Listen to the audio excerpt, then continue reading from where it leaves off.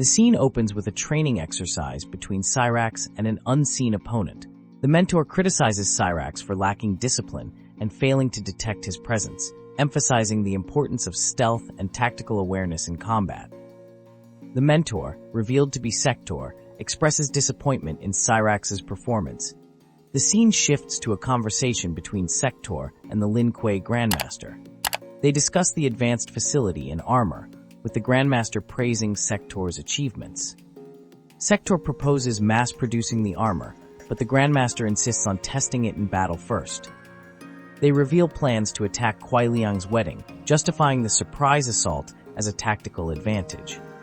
The Grandmaster expresses his desire for the Lin Kuei to be feared rather than respected, setting the stage for a conflict between tradition and ambition within the clan.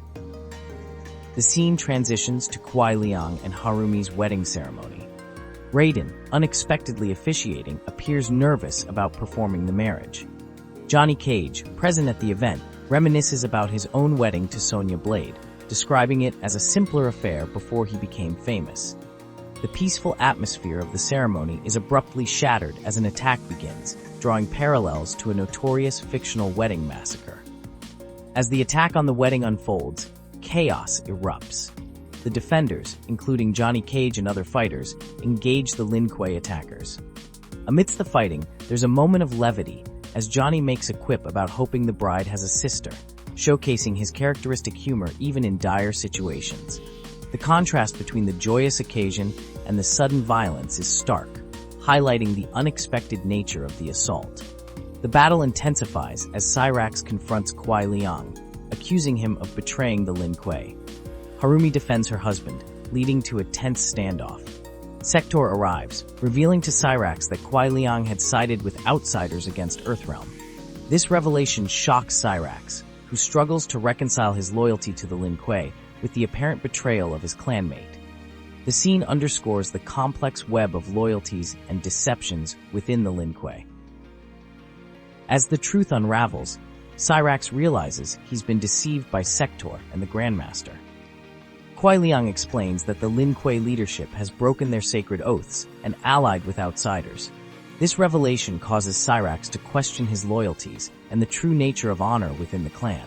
The scene culminates in a confrontation between Cyrax and Sector, with Cyrax now viewed as a threat to the Lin Kuei's new vision. In the aftermath of the battle, Kwai Liang shows mercy to Cyrax at Harumi's request, despite the day's bloodshed.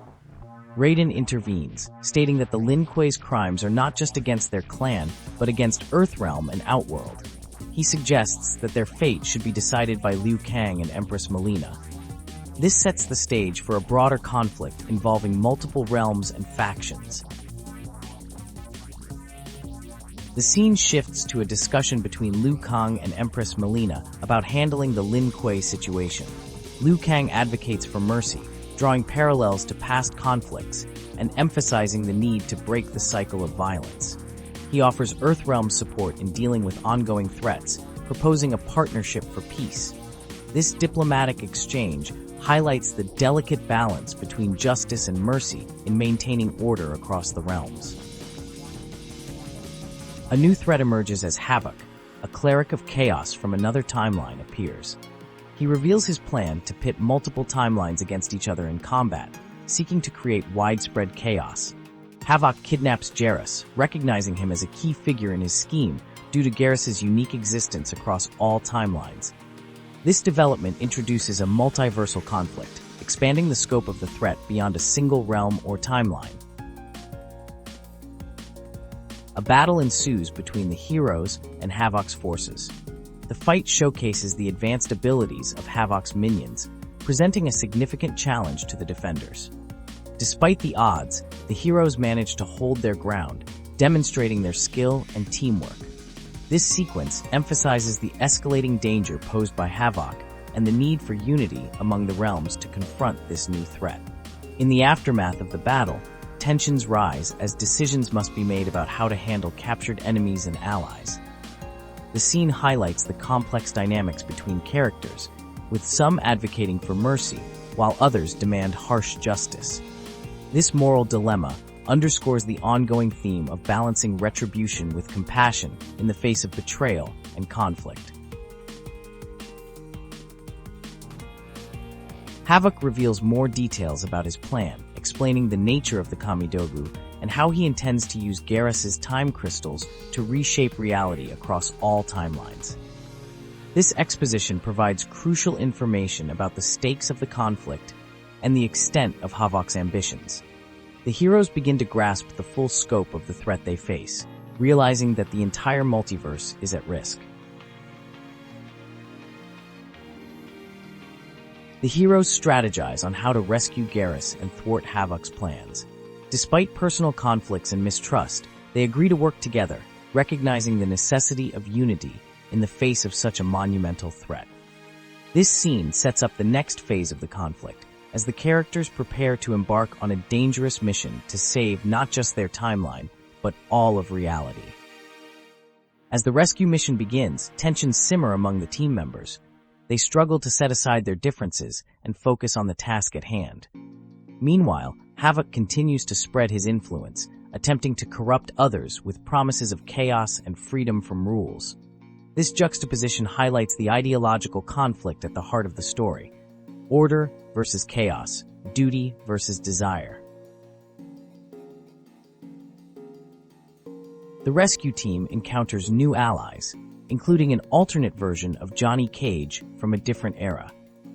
This meeting provides both comic relief and crucial information about Havoc's activities and the layout of his stronghold. The diverse group of characters from various timelines and backgrounds must quickly learn to work together, adding another layer of complexity to their already challenging mission. As the team consolidates their information and resources, they formulate a plan to infiltrate Havoc's Citadel.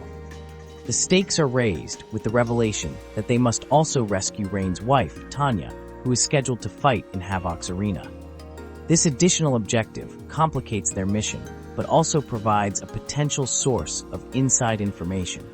The heroes prepare for what promises to be a dangerous and pivotal assault, fully aware that failure could mean the destruction of all timelines.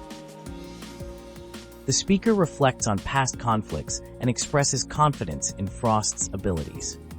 They regret not keeping Chronica alive to witness the changes made to her golden balance, which she would have disapproved of. The speaker mentions deposing rulers like Reiko and Li Mei, who also favored blood sports, hoping to see an end to such practices. The speaker recalls their time in power before Havoc's arrival, which caused their timeline to merge into his, resulting in anarchy. They announced the arrival of a new combatant who dared to resist, promising entertainment for the audience. An unexpected development occurs as Tanya is joined by partners in combat. Rain appears, stating he is not an emperor and that the fight is just beginning. Friends arrive unexpectedly, surprising those present. Kenshi's blade is credited for detecting intruders. Havoc addresses the newcomers, stating they arrived sooner than expected. He refuses to fight them himself, claiming they would die too quickly and that his followers deserve more entertainment. The group realizes they are outnumbered and attempts to escape. However, they discover that the tunnel they thought was an exit is actually an entrance to a deadly maze designed by Havoc. The maze is described as ever-changing, with ingenious traps and lethal denizens. The group resolves to face the challenges together, determined not to give Havoc the pleasure of seeing them die. They split up, with some characters moving ahead while others stay behind to handle pursuers. The characters face various obstacles and enemies in the maze. Some manage to defeat their opponents and earn Havoc's favor to proceed. The group expresses wariness of Havoc's voice and hopes to find their ally, Sector. The characters encounter more challenges, including a locked door that needs to be picked. Rain stays behind to buy time for the others to escape, urging Tanya to go on without him, despite their vow to never leave each other's side. Tanya reluctantly leaves Rain behind. The narrative shifts to a conversation between two characters discussing past misunderstandings and the lies that led to their conflict. One character admits to making mistakes, emphasizing their humanity. The characters continue to navigate the maze, discussing their alliances and future conflicts. They reflect on the differences in their visions for the future and the reasons behind their struggles for power. The group encounters a dragon in the maze. One character attempts to calm it by speaking in dragon tongue, showing proper respect. The dragon reveals that it has been trapped by Havoc and condemned to a living death. The dragon offers to help the group reach Havoc's Citadel, where their comrade is being held captive. It uses its power to transport them, despite the difficulty and strain it causes. The group finds themselves inside Havoc's Citadel, a place where natural laws do not apply. They discover that one of their allies, Behan, has been corrupted by Havoc and now opposes them. The group confronts Behan, who has been perfected by Havoc and now serves him. They debate whether to try and save him or focus on their mission to stop Havoc. They manage to defeat Behan and recover important artifacts called Kamidogu. The group plans to take the Kamidogu to the Temple of the Elements to keep them from Havoc. They learn that Havoc now possesses all of Behan's knowledge, including information about their defenses and portal gateways at Ying Valley. Havoc confronts the group, angry that they've stolen his Kamidogu and disrupted his plans. A battle ensues, with various characters facing off against Havoc's minions. The conflict escalates as Havoc declares that the timeline is now his. Liu Kang and his allies prepare to defend Earthrealm, questioning their methods and desires for the future. The final confrontation begins. Gods intervene, threatening to banish Havoc to the void if he doesn't desist. Havoc refuses to submit, claiming he has the power to choose what is right and intends to bless all beings with anarchy. A fierce battle ensues between powerful entities. The conflict is described as inevitable across multiple timelines. One combatant, referred to as Havoc, is challenged by another who claims to have learned Havoc's thoughts and combat techniques.